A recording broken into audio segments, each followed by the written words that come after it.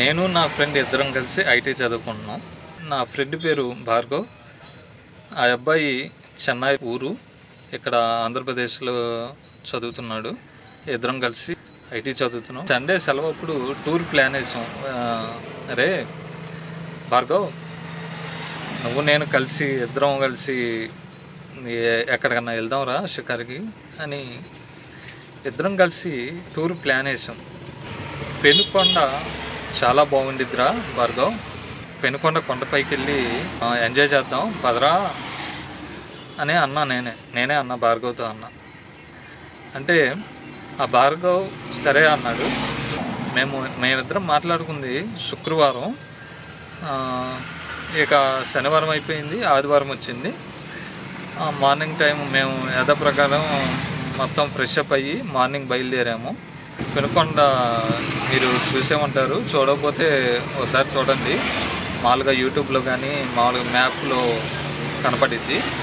ఆ పెనుకొండ కొండపైకి రూటు పాములాగా ఉండిద్ది. ఆ రూట్ పైకి వెళ్ళాం మేమిద్దరం, భార్గవ్ నేను వెళ్ళాం. బాగా ఎంజాయ్ చేసుకుంటా వెళ్ళాం. కొండపైకి వెళ్ళిపోయాం. కొండపైకి వెళ్ళినాక నాకు కొంచెం సెల్ఫీ పిచ్చి ఒకటి ఉంది. ఆ సెల్ఫీ దిగుదామని కొండపైకి చివరికి వెళ్ళాను. ఆ భార్గవ్ అరిసాడు, ఊరి వద్దురా, నువ్వు ఆ చివరి దాకా వెళ్ళబాకు, పడతావురా అని చెప్పాడు.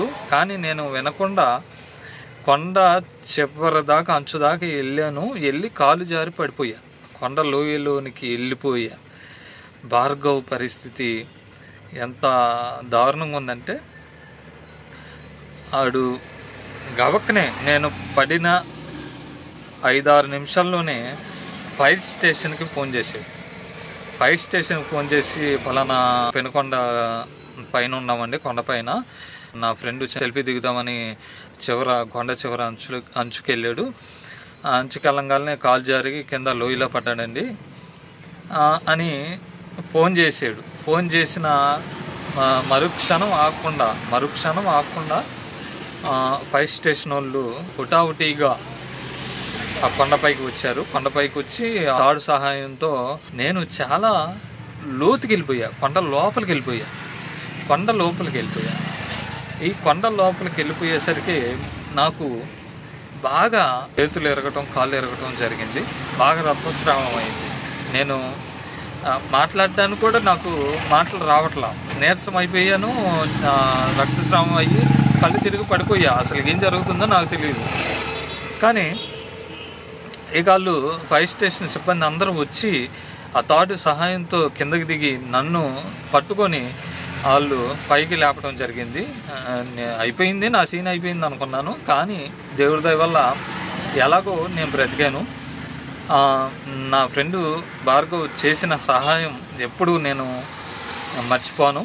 ఆ ఫైర్ స్టేషన్ వాళ్ళు ఆ పెనుకొండ ప్రభుత్వ ఆసుపత్రికి తీసుకెళ్లారు. నన్ను తీసుకెళ్ళినాక పేరెంట్స్ కాల్ చేసి చెప్పారు మొత్తం జరిగింది.